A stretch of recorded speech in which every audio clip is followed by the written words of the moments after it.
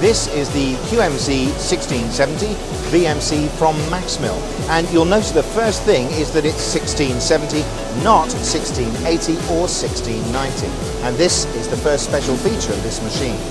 This whole machine can easily fit into a standard shipping container.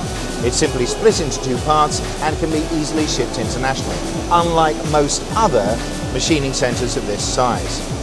The second key feature of this machine is that it's specially designed for machining thin plate. Now normally when you're cutting thin plate, you must lift it up so the spindle can cut. But in this case they've designed the machine so the spindle's minimum clearance above the work table is only 75 millimeters. And the spindle has also specially been strengthened to reduce vibration. So you can easily cut thin plate without having to have a complex clamping system to lift it off the work table. If you'd like to know more about the products from Maxmill, then please check the link at the end of the video.